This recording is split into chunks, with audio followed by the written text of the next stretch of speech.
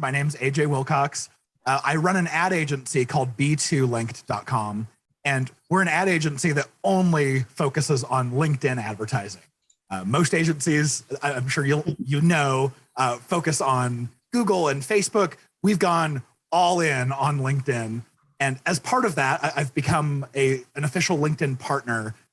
Me and my team have gotten to spend over $150 million on the platform. We've built our own proprietary tools. We've gotten to work with many of LinkedIn's largest customers, as well as the smallest and everything in between. And throughout the course of this, I've gotten to get a really good understanding of what works, what doesn't work on LinkedIn ads, as well as quite a few of the organic strategies that everyone can and should be using.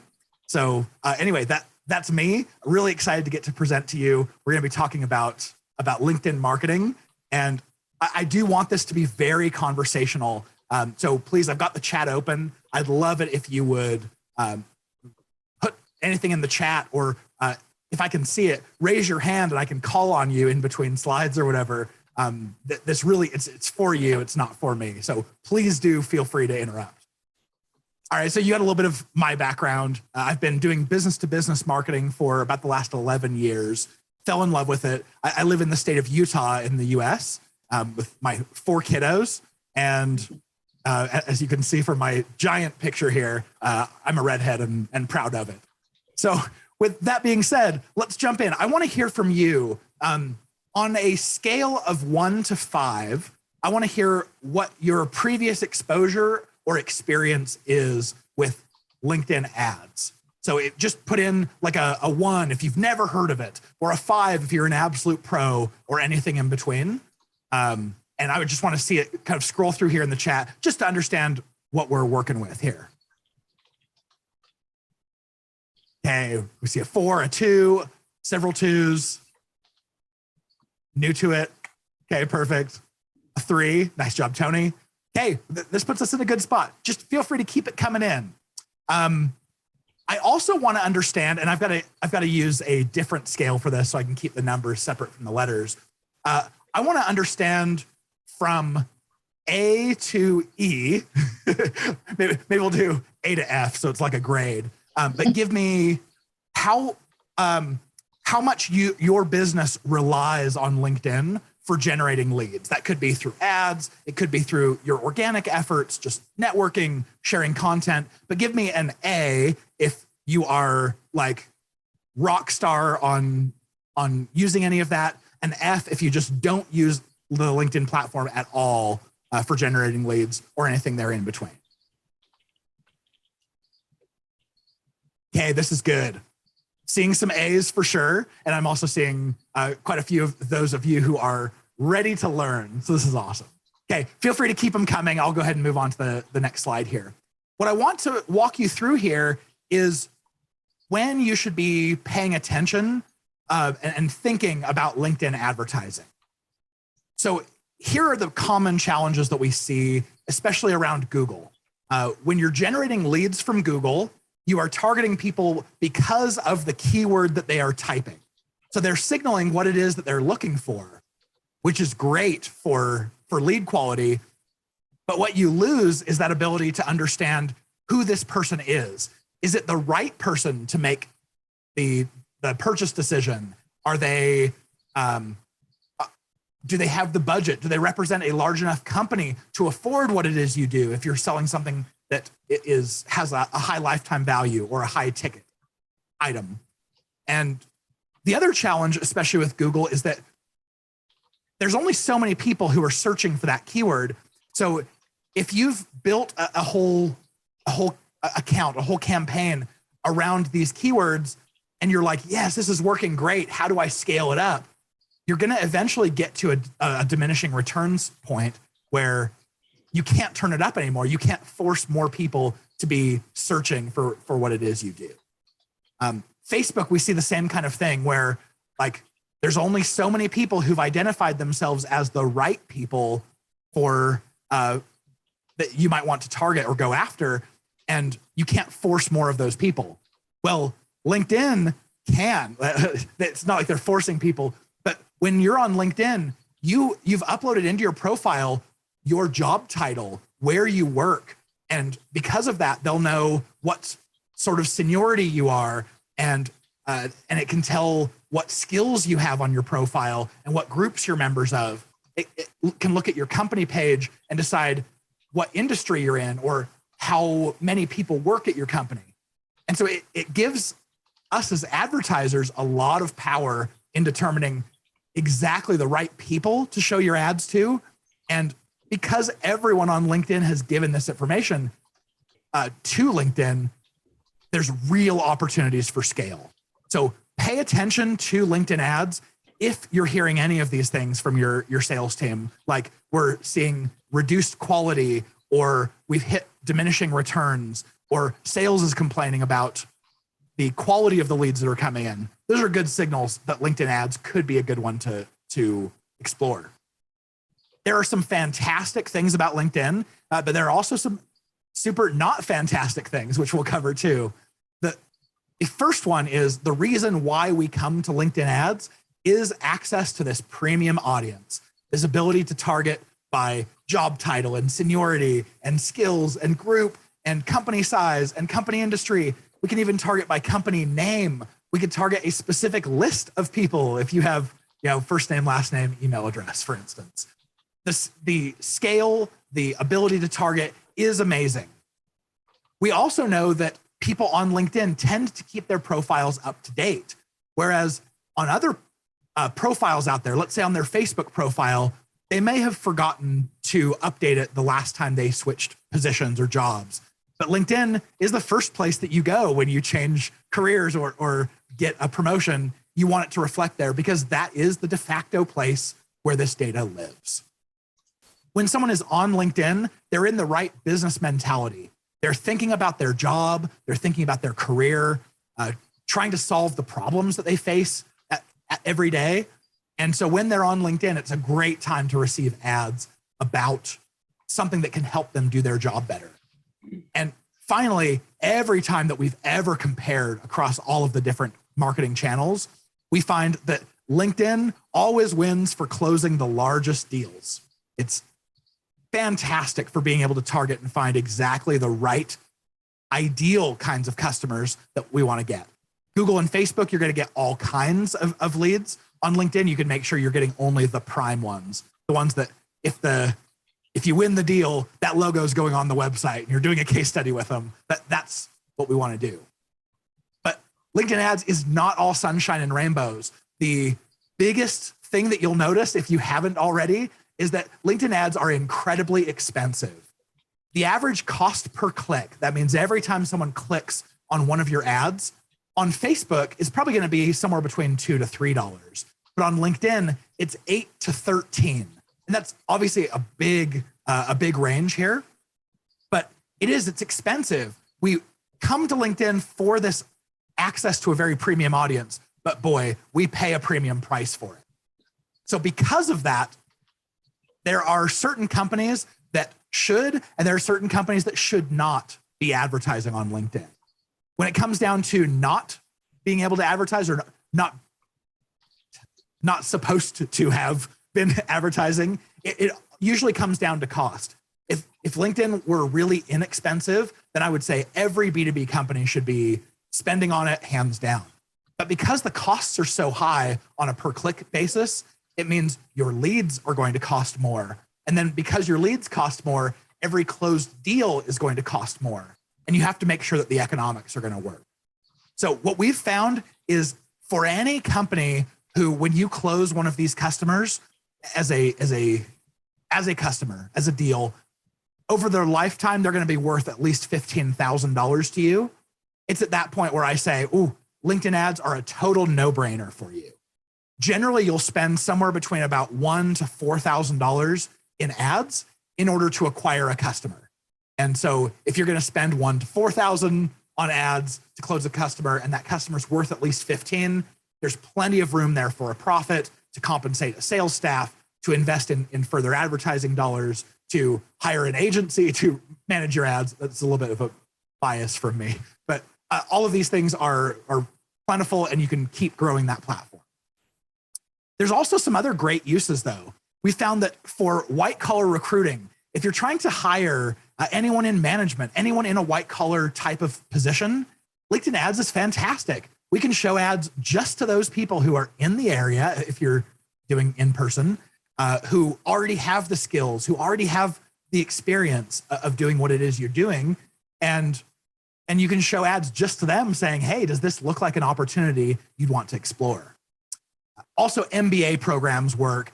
There's some business to consumer stuff like high-end automobiles and financial services. But I know the vast majority of you are in the printing industry. So I'm going to say maybe these first two are going to be the most valuable for you. Okay, with that being said so far, just kind of the qualification of who's a good fit, who isn't. What questions do you have? Feel free to fire them off in the chat or even unmute. Like I said, I want this to be very conversational.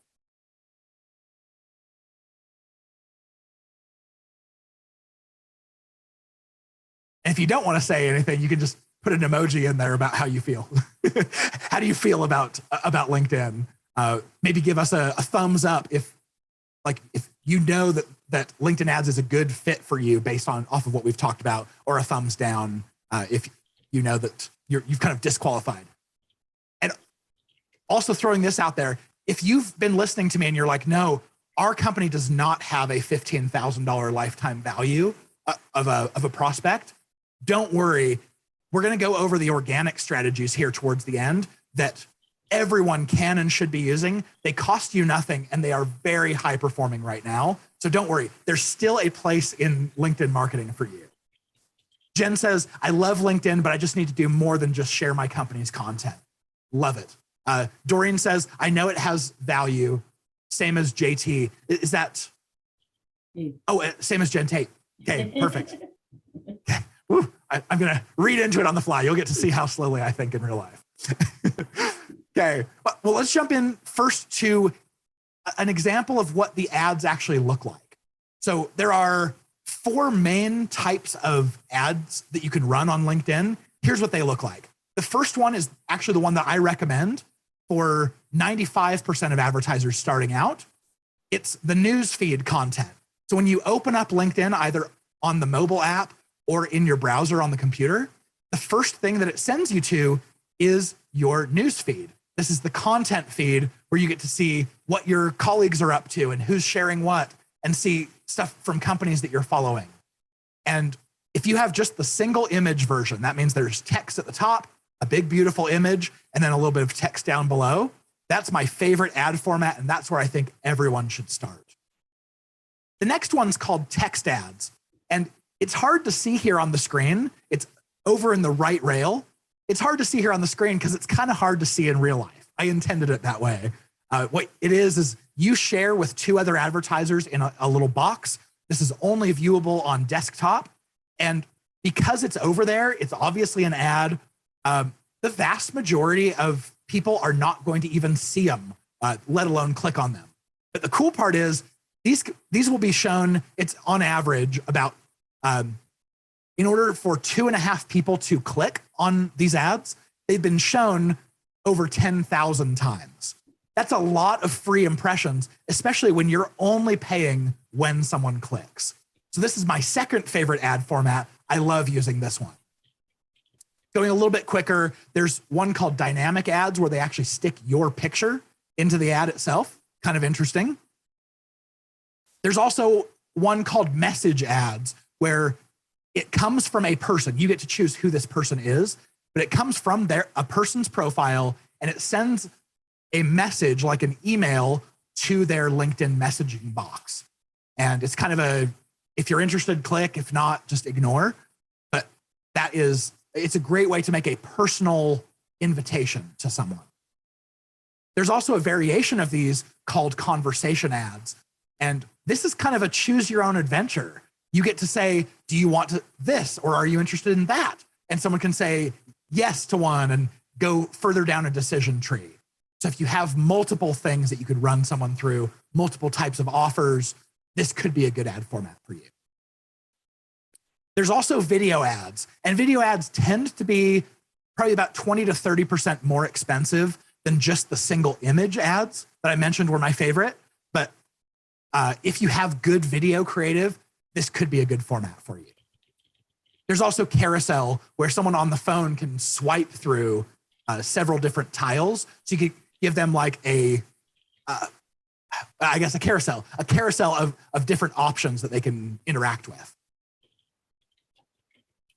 With any of the ads that show up in the news feed, so they call them sponsored content, or any of the message ad formats, like the message ads or conversation ads, what you can do is attach a lead generation form right to the ad itself. So someone doesn't even have to leave the LinkedIn experience to go to your website. They can fill out a form right within the ad itself. And the coolest part about this is if LinkedIn knows it about your prospect, they will auto-fill it for them.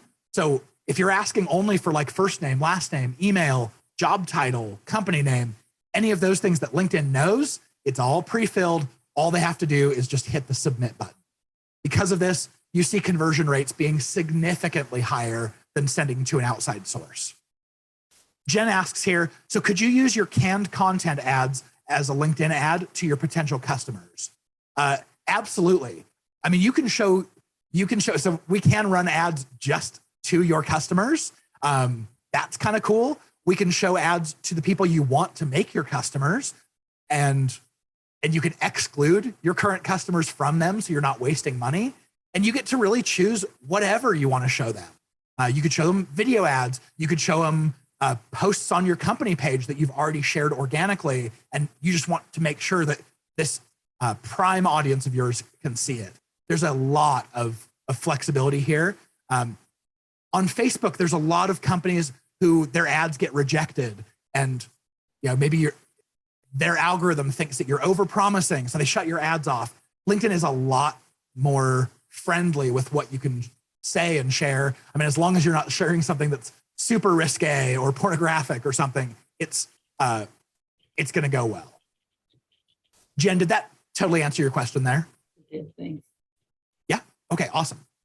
So I love these lead gen forms, the lead gen form ads versions, because they usually increase my conversion rates like 50 to 200%. But there is also value in sending people to a website that you own, where they get to see all the social proof of your website, and they get to see the great design and get a stronger branding impression. The targeting that we get on LinkedIn, I've mentioned some of the examples, but we have job title, the department someone works in, that LinkedIn calls job function, level of seniority, skills. We can target the individual groups that they're members of. So if you know that there's like let's say you're going after HR decision makers at large companies because they have a lot of printing needs, you could target just members of HR groups, and maybe even like CHRO groups for the chief human resources officers, where they only let you into the group if you're a chief human resources officer. And now you're showing ads to all the right people. It's great. We can target by company category, company size, even company name. We can also do the normal demographics that you'd expect, like age, gender, geography, some educational fields. And this is only about a sixth of all of the options that are available. It's truly incredible. But what I love about these is you can combine them to make ultra tight, ultra targeted audiences.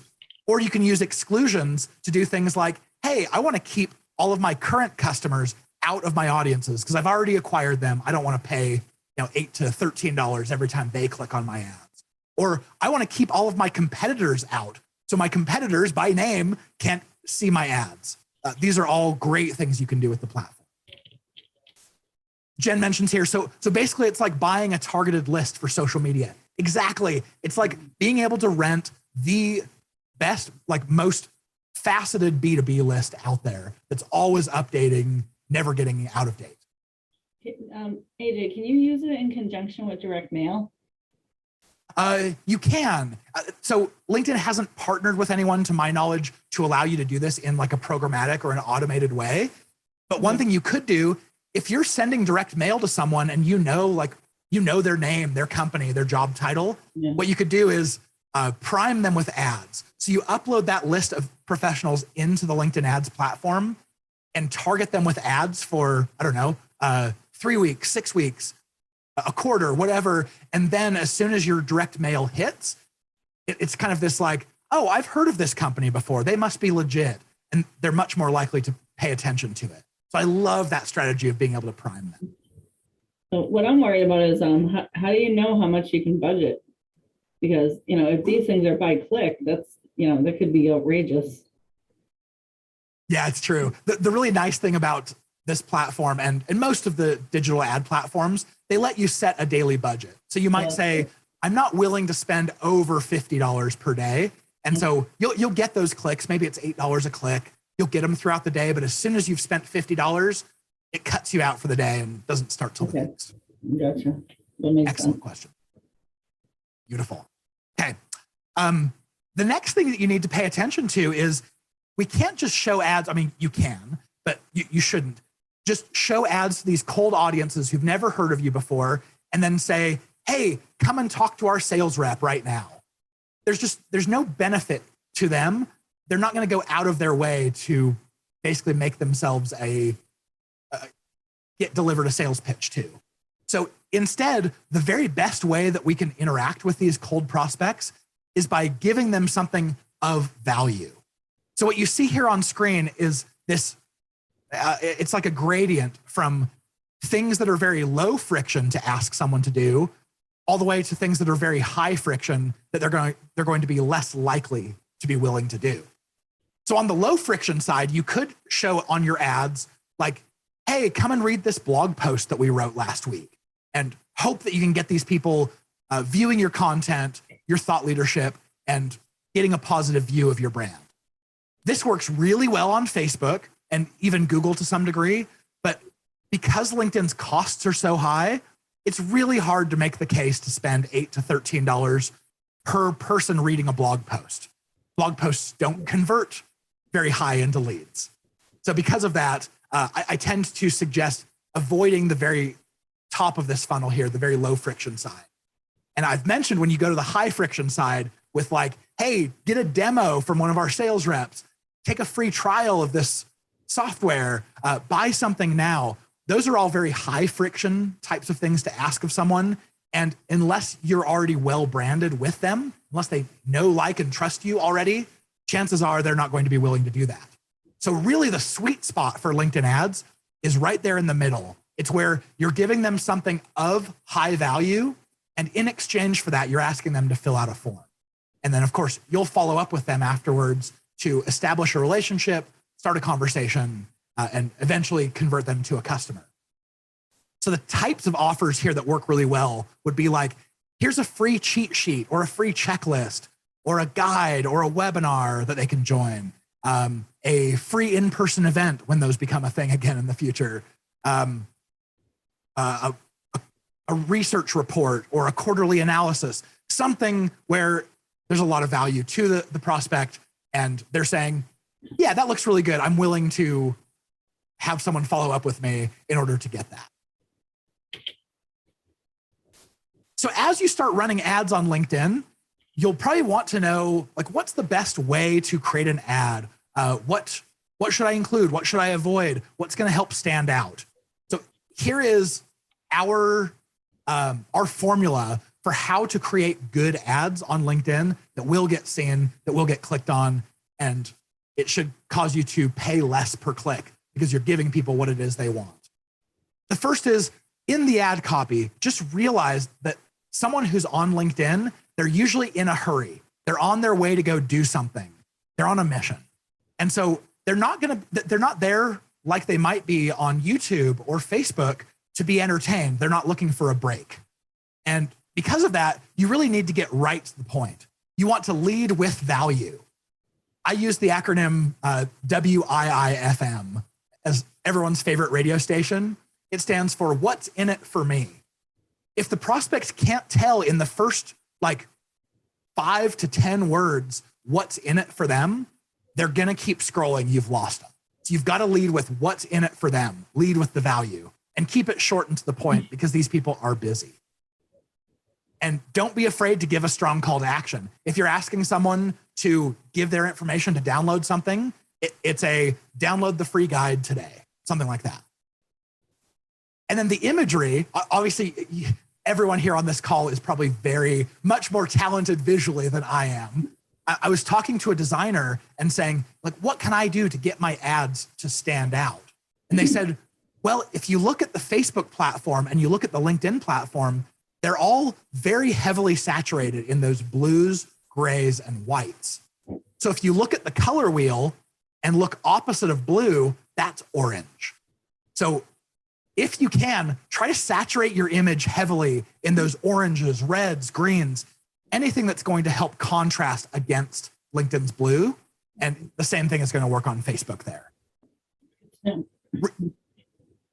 And realize that the purpose of your image in your ad, it's not to get someone to convert. Don't feel like you have to jam, like, here's the name of the guide and the top 3 things you're going to learn and the company logo. Don't try to jam everything into the image. Realize the image's job is just to get someone to stop scrolling so that they will read your ad copy. And when you've written your ad copy smartly, it will have done its job. Here's a good example. This example doesn't actually follow all of my advice. It breaks the rules in all the right way, but this was a really high performing ad, and I wanted to show you the anatomy of it. This is for a company who was targeting, they're called Zant.ai, also known as InsideSales.com. And they were targeting senior sales leaders at the Fortune 500. So these are very highly compensated, very busy people. And yet when we showed them this ad, it was 2.5% of everyone who saw it clicked on it. And then 55% of those people ended up filling out the form. So we were getting really low costs per lead. Everyone wanted this. And you can see the value proposition is here. Every sales leader wants to figure out, how do I reach more people? How do I make my sales team, more effective at what they do? And this says, we analyzed over 18 million emails and found the 6 best practices that you can use to increase your open rates today. Obviously, it's going to work well, but it includes 2 things here. The first is why you should pay attention. And that's hey, we've analyzed a lot and you're going to want this. You care about the results of this. And then number 2, the call to action, click to download the new infographic. It's beautiful in the way it worked. And then in the headline down below, I love to use those square brackets to tell them what to expect, what they're going to get. In this case, it's download. I would usually say like free infographic, free download, free guide, something like that. And then just the title of the asset is usually good here. Realize that with this image, it's not following my recommendations. It's kind of a grainy image.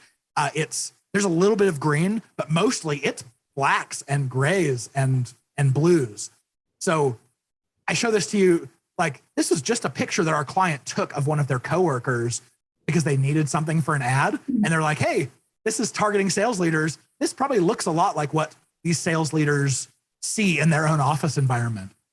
So it worked. It looked very organic, but we could have just as easily tested something that was heavy in the oranges and greens to try to get people's attention, and it may have performed even better. Questions so far about ads, what you should put in them, how they're formatted, anything like that that would be useful to know?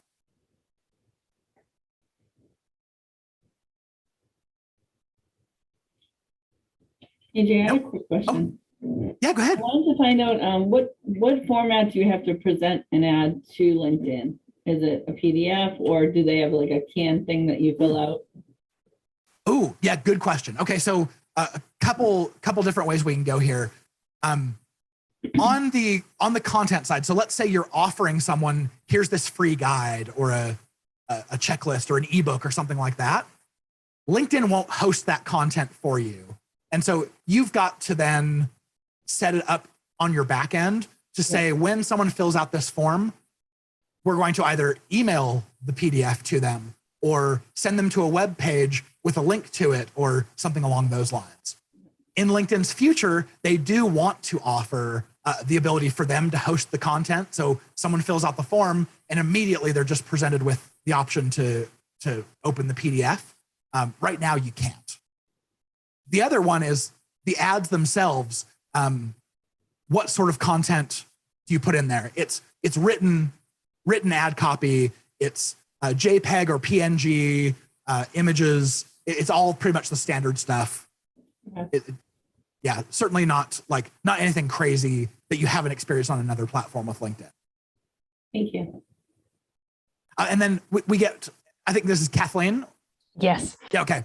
Kathleen asks, can you use video instead of an image? You can. LinkedIn has video ads, and you can upload something that is between, I think the minimum might be 2 seconds long, but something that is between 2 seconds long and 30 minutes long. I wouldn't recommend uploading an ad that's 30 minutes long. No one's going to stop in their newsfeed and watch your 30-minute webinar or something. But you could certainly, if you have good performing video creative, absolutely. I would just recommend, because LinkedIn is that platform that people are on their way to do something, they're busy, make sure that within that first 2 seconds of your video, there's instant action. You need to grab their attention to get them to stop scrolling. Otherwise, they'll keep scrolling. And with video ads, you pay per person who watched the video for at least 2 seconds. 2 seconds isn't a long time. So you're going to get charged for people as they're just scrolling down their feed, as long as the video was on their screen for more than 2 seconds, autoplay. So Kathleen, great question. Okay, any other questions there? Okay, if there are, go ahead and throw them in the chat. I'll come back to them. But let's cover the organic side of LinkedIn. LinkedIn, it is the easiest network in the world to go viral on.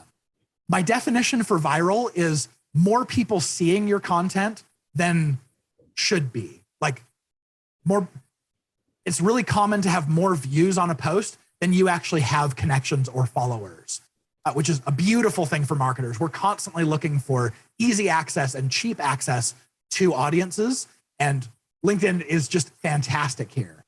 So what you need to understand about why it's so easy to go viral is understanding that only 4% of LinkedIn members will post content. But of course, 100% of us need content in our news feeds when we go to log in. So how then does LinkedIn fill that gap? How do they fill all of our feeds with stuff when not many members are actually creating good content? And the answer is, they said, well, hey, if we don't have original content from people that our members are following, what we're going to do is we're going to look for content that has high engagement, that is actually starting conversation. And we're going to take that and use it to stick in our members' news feeds when there isn't enough there. And so what you have happen is if I share something, and let's say Kathleen goes and hits like or comments on it, all of a sudden LinkedIn says, ooh, there's something of value happening here. We're going to show this post to some of Kathleen's connections and some of her followers. And so as long as you have engagement, you're going to have this continued virality, this free viral reach that is really, really fun and very profitable. What I want you to understand is that any sort of a social action, a like, a comment, or a share, causes this extended reach, and it's free. But by far the most important signal to LinkedIn is the comments. So your job then should be, we need to do, when we create content, when we create posts, our goal is to make sure that it elicits a comment. That's the most important thing you can do. Also understand, I'm sure many of you are posting content from your company page, because companies can have a presence on LinkedIn. But be aware that when something comes from a person, it's going to probably get 10 times the reach, the views, as when it comes from a company. So that shouldn't dissuade you from wanting to post as a company, but what it should do is say, I'm going to publish as the company, but I'm also going to get our employees involved and motivated to also share some of the same stuff that will make people want to share it out and make people want to come and visit the company. And Jen asks here, can you give us an example of a personal post? I absolutely will. I'll see if I have a screenshot here. And if not, actually, before I'll take us to the next page to see. Yep. And I'm just going to go to my browser and I'm just going to open up my LinkedIn feed so we can see. Oh, great. Okay. It let me get in. Hooray. So here is my LinkedIn feed. What we can see here is my friend Byron, he reshared Chris Turner's post. And so here's a personal post from Chris. Byron is resharing it, so I get to see both of their names. The next item on this list, this comes from a company, and this happens to be an ad. I can tell because it says promoted. But if I were following Fisher Investments, it would look the same way when they shared a post like this. And so this would be a company post. Instead of a person's name and picture here, you'll see the company's logo and their name and their number of followers. Doreen says, we have folks commenting or sharing daily, 15 minutes a day to review LinkedIn. Yes, that's fantastic. I obviously don't know your stats, but I'm sure you're getting so many more views, so much free reach that you could imagine. I mean, if you even get a handful of clicks, if you had to pay for those clicks on ads, you'd be paying $8 to $13 a piece. And I'm sure it's paying off. But Doreen, if you have any examples to share or any of the results that you've seen, even anecdotal, we'd love to hear. And then Jen, did this answer your question pretty well to show an example of personal posts? For example, I posed a question about, what are people, like a marketing question before, and I had no results, but I didn't have a picture with it, and I think the things with the posts with pictures, they really mean a lot. But I don't know how to get people to really engage with me. Like I can comment on theirs, they can comment on mine, but it's usually one or two, and it's not like nothing really. I pose a question like, if you go to a trade show, what do you find most difficult? Or it can be any kind of a challenge that people have out there. I'd actually love to, if you don't mind, if we take a little break to look at some of your posts. Yeah, we could even do like a live critique. Yeah, please. Do you see you on this list? Oh, did you? Okay, perfect. I did. All right, I have to move my Zoom thing out of the way, and then I'm going to go promptly and I don't know what you accept connected with, right? Yes, there we go. Yeah, there I am.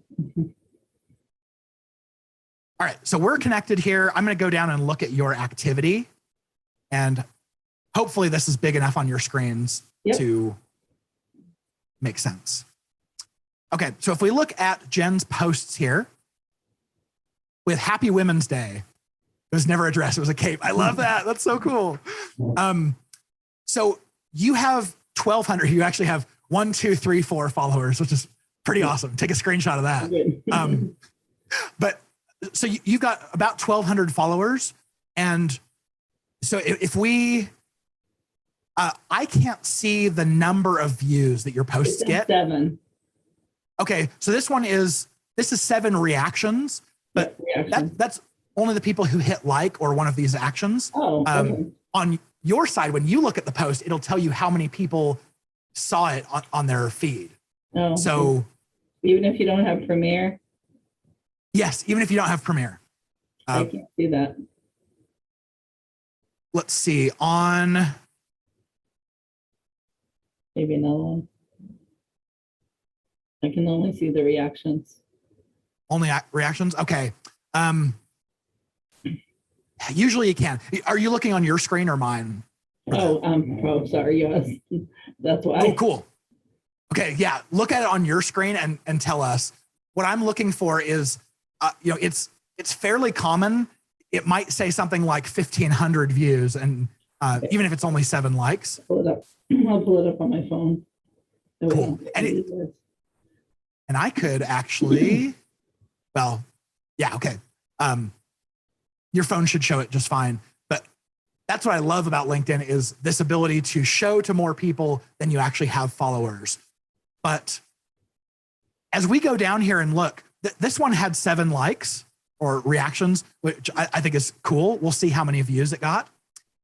On this one, Jen reshared. So she saw something from Goodway Group of Massachusetts, or yeah, Goodway. about fonts, and she reshared it to her audience saying, these are pretty cool. We didn't get any likes or comments. And I'm not too surprised because when we use share as our mechanism to get it out, for some reason, LinkedIn doesn't give that as much credence as if we comment. Okay. So instead, and you might have already done this too, but instead, from this post, when you see it, if you comment instead and say, these are so cool, I want my connections to see this too. Well, I did ask in that post before, and I erased it, which I probably shouldn't have done, but I commented, I said, can someone tell me your favorite font? You know, like something like that. And no, like it was like a few days, nobody commented on it. So I'm like, you know what? I was embarrassed about it. So I deleted it. It says one person commented one person liked it. It doesn't say on my end still. Well, 233 followers on the last Goodway group of Massachusetts. The font one. That's okay. So. Yep. And I realize you can see that. Okay, that's good. The one right after it has one like. And again, this is a reshare of another post, which isn't going to be. It won't go quite as viral. Right. This one is one where you shared a video, and if we look on the see more here, the way that this starts. So you saw I had to click see more to open up all of the rest of this content. Yeah. And my guess is people saw gobbledygook and then this, and that wasn't attractive enough to get them to want to click more. But if they did, that's where they see where you're adding the value here. For all my eco-friendly folks, this cool polyester pole. So I would imagine if you just rearrange this, like put this first and put the gobbledygook after, that could help. It helps if I put my hashtag first, right? that does help. And I figured this was probably just like the name of it, of the item. So I didn't know if it was supposed to be a hashtag, but certainly. But that's all I've been doing so far. So I did this one right here, which is interesting. This is the go to our website and download this, but maybe I need to rearrange it, like you said. Free download for designers or something like that. Yeah, what I love about this, and that could improve it, but what I love is you're calling out to the audience. So someone who is a designer who sees this, they're going to say, oh, this must be for me. Yeah. And I tagged a few people in it too that I thought would benefit from it. I like it. Yep, that helps. And you can see this one had 5 likes and 2 comments. Yep. Oh, and both of the comments are great. This person's saying, cool, I just requested. And this one's, thanks for sharing. They're actually twin brothers who are designers. Oh, that's funny. Yeah. Oh, that's cool. I didn't realize that. Yeah. Very cool. And what you can do, I mean, obviously these are links. So there's going to be like if the image is larger than I think 400 pixels wide, it will show bigger. So it'll show like this size. Yeah, I took that from, it's a link to our website. So that's why it's showing small. There we go. So the website, you could, in the coding, there's a way to do a featured image and just make sure that it's larger. Okay. So that when you do share to the homepage, it pulls the big image. But regardless, like these are, I can't see how many views this got. Yeah, I can look it up. But we're seeing an example of like what Jen did is she tagged other people. So now they're getting notifications in their inbox that's like, hey, there's something cool going on. You need to come see it. That's going to get attention.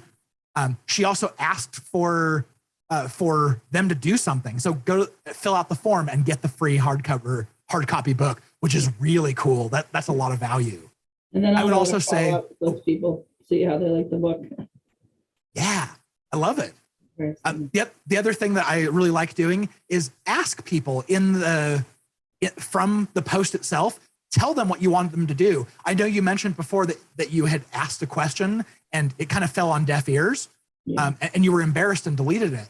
Well, just realize that if LinkedIn doesn't see it as being something that's valuable to show, they just aren't going to show it. So you don't have to worry about being embarrassed about someone seeing something because no one's seeing it. Like it's not going to make you look bad.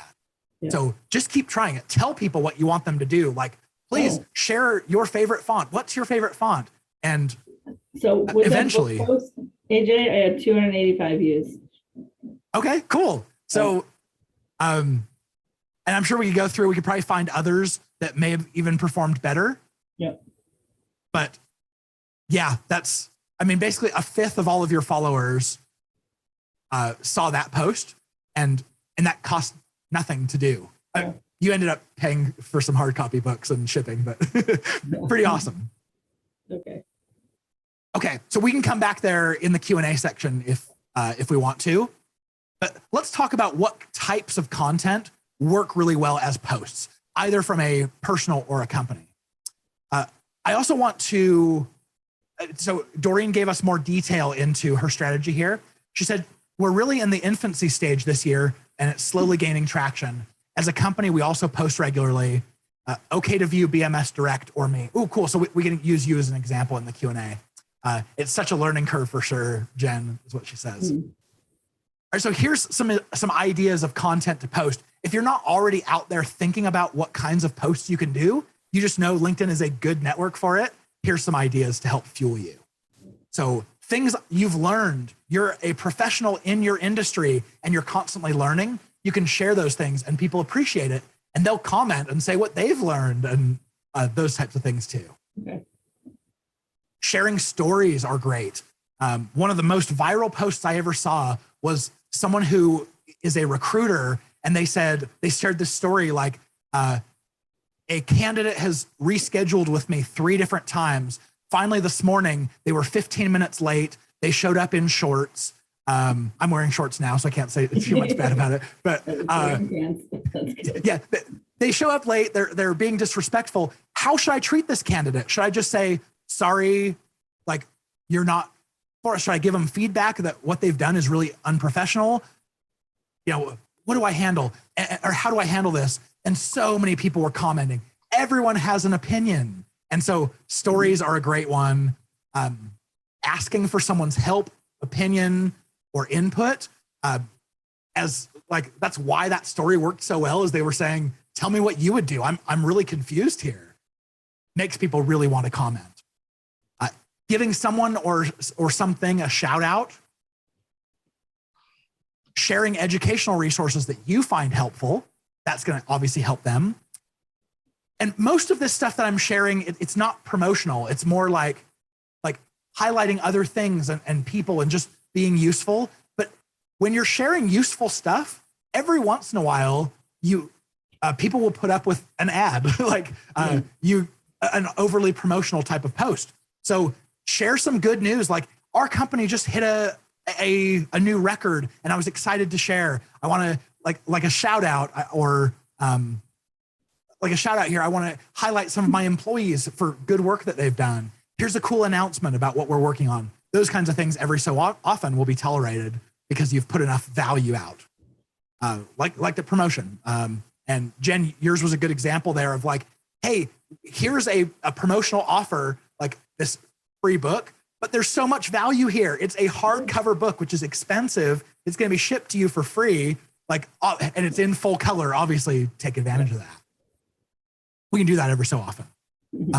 Really anything, like the goal of every post should be to elicit comments from people. Make sure as you're writing them, that's your goal. I have a free checklist. If you're not already advertising on LinkedIn, if you go to b2linked.com/checklist, you can download our free, it's the 8 things that you need in order to start advertising on LinkedIn. And that's because it was the resource that I wanted when I first started out on any platform, really. I want a leg up. I want help in understanding what's the best way to go about this. We offer that one for free. I am also the host of the LinkedIn Ads Show podcast. So if you want to get really down and geeky about LinkedIn advertising and you're a podcast listener, just search for LinkedIn ads in whatever podcast player you use. And with that being said, we've gotten to the Q&A portion where you can ask me anything, ads related, organic on LinkedIn related. We can go audit your own posts and figure out how to improve and what other types of posts. Just feel free, unmute, drop in the chat, whatever you want to do. But let me have it. I'm happy to take questions for as long as you guys have. AJ, If you repost like a helpful like trends in marketing, something from the Wall Street Journal or Forbes magazine, is that just like what I've been doing with my canned ads from my company, or should you like personalize stuff, something like that? Ooh, good question. You can really do whatever you want here. If you are pointing people to a Wall Street Journal article or something like that, that traffic it's obviously helpful because you found it helpful. You wouldn't have shared it otherwise, but you're sending that traffic to the Wall Street Journal where you're not going to get any sort of analytics on I gotcha. what they ended up doing. I didn't know that. Yeah. But what I do love, I love when you are pointing people to your own company and offers that you have there. When they get there, there's more for them to do. Like you're making a strong branding impression for them. So I think that's great. Like we talked about, instead of sharing a post that you see someone else. So if the Wall Street Journal, if you're following them on LinkedIn and they posted, rather than hitting share, instead comment and just like give your helpful feedback. And here's what I learned. And this is what I loved about this article. That sort of thing is going to do a lot better. Yeah. Every time I get a new client or I get a new prospect, I send them a message on LinkedIn and I tell them, nice. that, good people, connecting good people is what we do. So that's important to us. Oh, that's cool. I love that. And then I leave it alone for a couple of weeks. Yeah, so they don't feel like they're getting harped on or anything like that. I like it. In that message, you could always say, hey, and by the way, as our customer, you might be interested in the types of things that we're sharing from our company page here. That's and then good, yeah. Now you're getting a connection for yourself and possibly a follower for the company page. Yeah, that's a good idea. Great. And Doreen asks here, do you have any rule of thumb stats on a LinkedIn budget? I do. So here's what I've figured out. If you are driving someone towards a conversion kind of action, like download this guide or sign up for something, it's usually after about $5,000 in ad spend before the data becomes statistically significant. And what I mean by that is after you've spent $5,000 with statistical significance, with confidence, you can say, here's about what I can expect to be my cost per conversion and my conversion rate. And that's a great place to get to. So when we're running ad campaigns for our clients, we want them to be spending at least $5,000 per month so that by the end of each month, we can report back to them and say, here's your results, and we're confident in them. We know that these are repeatable and they're like you can count on them. That being said, if you don't have at least a $5,000 a month budget, you can spend less for sure. On LinkedIn, you can spend all the way down to a minimum of $10 per day. And so that would be like around $300 a month. It's just, when we're figuring out conversion rates, we're finding they're usually between like 10 to 15%, and sometimes significantly higher. But you've got to, in order to get enough leads that you can act on from 10 to 15% of the people who click, it takes a lot of data. It takes a lot of clicks. And so if you have a very small budget, it can take a lot more time to actually see whether this platform's working or not.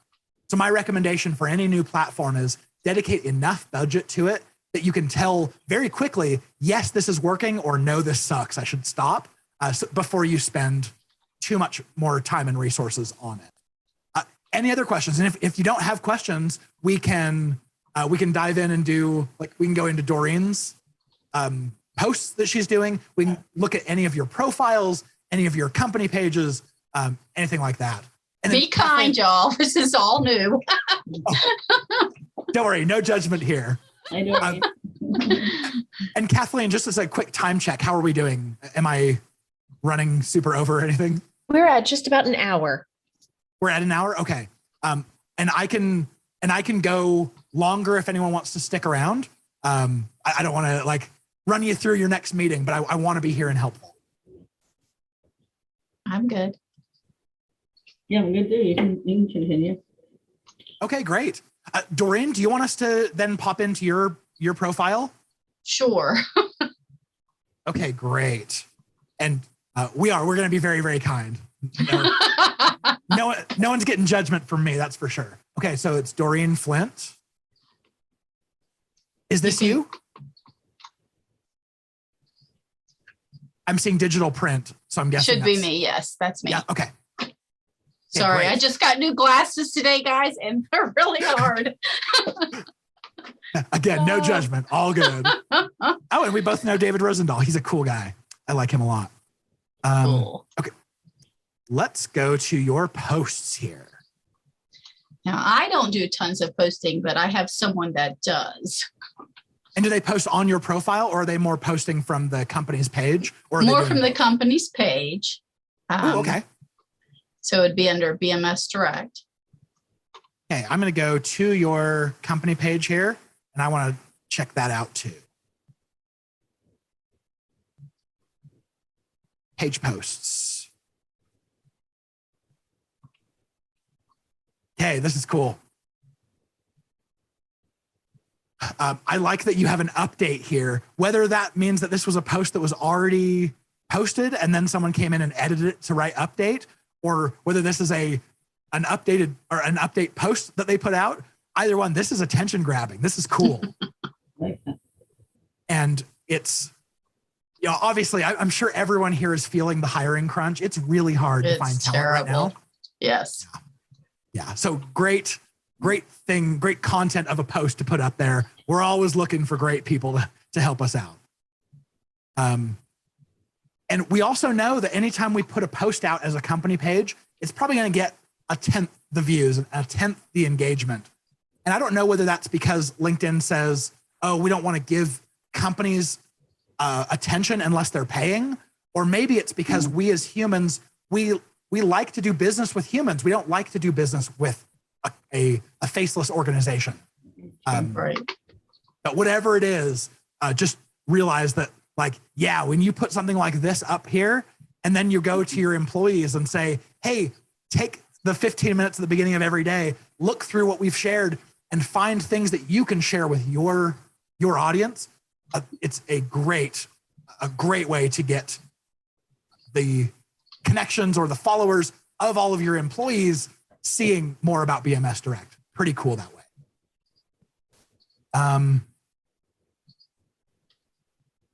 There's one like on this post. This one's a reshare. And honestly, on reshares, I don't expect to see really hardly any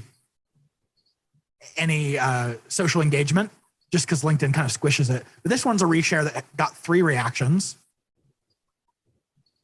2 reactions here. Here's a poll that, it looks like only 1 vote happened on it, but polls do really, really well on LinkedIn. Everyone likes to share their opinions. And so I wouldn't be surprised, Doreen, if you took this exact same poll and you post it from your personal profile, and then any of your employees do as well. You'll get more than 1 vote, I'm sure, and you can kind of tally everyone's together. And are there polls, AJ, that you can is there like a template for polls? There is, yeah. I'll show you on mine. When you go to start a post here, one of these options is create a poll. Oh, I didn't never. Okay. That was there. Yeah, and it's new. I think they've been out for maybe 6 months or a little bit longer. But So yeah, it's a featured item. yeah, it's pretty cool. And you can say I want it to run for up to 2 weeks. Looks like. And yeah, and everyone, like we've talked about, everyone loves to share their opinion. Yeah. It's cool. So I like that. Doreen, any specific feedback that you might want on either your profile, your company profile, anything like that? So on the profile for myself, is there anything that are absolute do not do's versus what we should be doing? I like it. Let's take a look here. So what I'm looking for in a profile, I love to see a picture. This porthole is round because the face is round, and that's what LinkedIn wants us to have. So when I go to meet someone for the first time that I've never met, and I'm meeting them in a Starbucks, I'm going to pull out my mobile phone on the app and I'm going to look them up. And on my little phone screen, I want to be able to tell I'm going to recognize that person. So you could zoom in a little bit closer here on your face, Okay. but it's a good professional picture. I would say Needs to be because lightened. your shirt blends in with the background. And so even if you did like a background replacement on like a light background or something, it would help you pop a little bit more. Right. Yeah, orange for sure. Doesn't make you look like Stand out. cartoony. Hey, orange and blue. Orange is my new favorite. Mine too. My hair is orange. It helps. So, I love that you have this. I'm sure everyone in your company is given this same background. It's very professional. So cool to have everyone essentially putting a free billboard on their profile. I like how you have your number up there. That's really good. Yeah.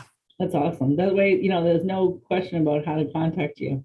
I see so many salespeople, they don't have their number up there. I'm like, they don't How do you even have get their email. yeah, I'm like, what is wrong with you? exactly. Gonna make it hard to contact you. That's not what you want. Yeah, I agree. That's great. Also, if we look at the headline is by far the most important part of someone's LinkedIn profile. Most people there are, I would say, at least in the past, most people would put like their position at their company. Yep. And I mean, if you're a VP or a director or above at the Fortune 500, sure, that's impressive. People care. But other than that, like if no one's ever heard of your company before, or very few, like mine, I run a company called B2Linked. I'm very proud of it, but there's a handful of people on the planet who know who we are if they saw it, So Yes. I don't want to push really hard on that. I want to share, here's the value I bring to the world. Here's what I'm the best at. Here's how I can bring value to you. And so when we read Doreen's here, digital print, promotional products, branded apparel consultant, unlocking marketing opportunities for businesses. Like Doreen, we haven't talked before. I don't know what you do, but I can guess from this, and I know exactly what you do now. It's a really cool way to handle it. The last point that I'll make on profiles, and this same feedback goes for everyone's profile, is when you go down to the about section, this is good. Like there's, when you go to write your about section, you'll notice that there's no it's not like a blog editor where you have things you can bold and underline and create links. It's just, it's a wall of text. And so most people write it as a wall of text. There is it stands out. There's white space in between here. She has the dots in between. She's using capitals to get your attention. The one thing I'll mention here is that you get, I think it's 2,000 characters. It might even be more like 2,300 characters now. So this about section can be much longer. Once they get to after about 3 lines here, there will be a see more. And so what you want is just to make sure that your first 3 lines are really attention grabbing like this. They draw you in as a teaser. They make you want to read more. And then when I click that, I'm going to read from Doreen, here's why I'm in the promotional products and design and printing industry. Here's what my company does that's different from what our competitors do. Here's what I'm good at. Here's a story from my childhood that shows why I'm so conscientious, why I'm so good at what I do. Here's social proof about where I've been featured or interviewed or on stages or on podcasts. Those are all great places to kind of put those humble brags. AJ, I love your opinion. It doesn't have to be now, but on my About Us, I had someone work it with me, and I was kind of witty about it. I didn't put, no. And take a look if you want. It's Jennifer. Hey. Oh, There we go. All right. So if I look at your... Yeah, the first 40 words is what you see.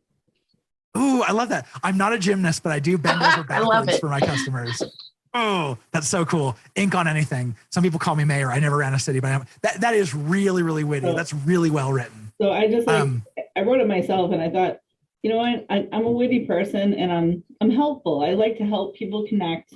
So I hope it wasn't too boastful, in my opinion. No, not boastful at all. Okay, thank you. I think it's fantastic. For your feedback. I mean, this is where you get to boast. Like, this doesn't make people look bad when they're saying, here's what I do and here's why I'm good at it. This is the right place for that. Okay. I also want to show you in Where's love my your about logo. section? Your B2B Oh. logo. Oh, cool. Thank you. Oh, that's cute. Yeah. B2L, I'm Some- sorry. B2L logo. Here we go. Okay, here's my about section. I don't want to go to the edit, but you Okay. can see, I told you, you can't do bold and stuff and things in it natively, but what you can do is paste in. So what I did is I went to, there's a platform called Yay Text. You go to yaytext.com. And there's probably lots of different places we can do this. And if I wanted my name to stand out, I could just write in here, That's awesome. Jennifer Tate. And I could scroll down here and go, ooh, I want to put Jennifer Tate like this I like in that. bubble Yeah, that's letters. cool. I love it. That's Or like cool. a Scrabble one with a letter popping out. And if I you like that paste this font. in, you paste it in, it's going to show up like that. Oh, I So- can't wait to use this. I'm excited. And So so what I I was did is- looking to see try a to little- figure out how to do that because I couldn't figure out, like, it doesn't have HTML in the background. So I'm like, how do I do this? Like, I was like YouTubing everything the other day, trying to Yes, figure it out. That's the secret, is anything you put into it, it's Unicode and it'll pick up.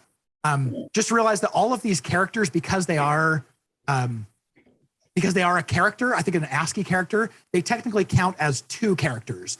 So if you fill it up let's say there's 2,300 characters you're allowed. If you fill it up after like 1,800 and you're like, why won't it let me put any more? It could be like all of these emojis that I've pasted in are What I taking up did a lot of is space. on my headline, if you go back to my headline, you can see I only did one line because I had 2 lines like Doreen, but then it kept rewrapping wrong, and I tried everything to try to get it on 2 lines correctly, and it just didn't work. So I just made it really simple. Yeah, and by keeping it simple, what you've done is you've ensured it's going to look the same whether someone's looking at it on desktop or on mobile or on a wide screen or a small screen. I like that. Okay, good. On your about section, this is so well written. I would just say try to break it up with space or emojis a little bit. Okay. Like you could do a whole line break after ink on anything. Okay. And then have the I part wanted here. people to actually see that because they see it through the word print, and then you have to scroll down for everything else. So I want them to be able to see it. So maybe I could do something fun with them. Yeah, Even, different fonts. I love it. Yeah, that's perfect. I love your writing. I wish I could Thank you. just steal that I from always- mine. Very fun. Well, I'll write yours story if you want. Yours is pretty good as it is, but I love copywriting. I love doing it. So it's something I enjoy. It's such a good skill. That is not my forte.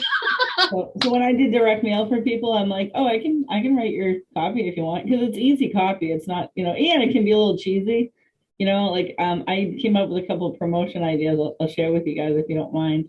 I did a brownie promotion. I sent out brownies to people from Mrs. Fields Cookies. And I said, I just want to win brownie points with you. Let's jump on a 15-minute call. I sent out pill bottles to my pharma people. And I said, take 2, I'll call you next week. And it got a lot of response.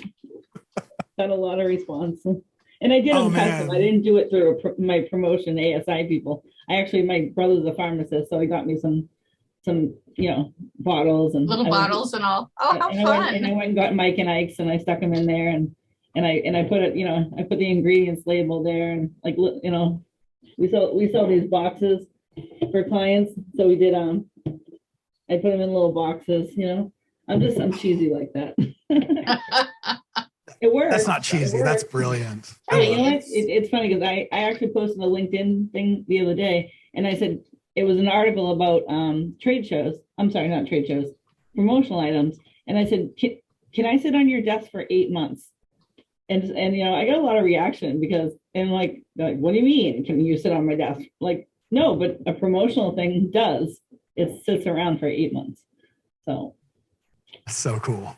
Yeah. All right, Jen, I'm going to be hiring you as a consultant to thank you. help me come up with some of these things. That's really, really good. Anytime you need an idea, I'm here. Cool. And Tony put in the chat, thanks, great information. She had to run to a different meeting. But I know we're 15 minutes over. This Any is so other? helpful. I'm so glad. Kathleen, if you want to lead us out. Thank you all so much for joining us today. Thank you to AJ, and thank you for everyone for coming. And I think that we all got some great value out of this. And I hope everyone has a wonderful rest of your Thursday. Thanks, everyone. Thanks.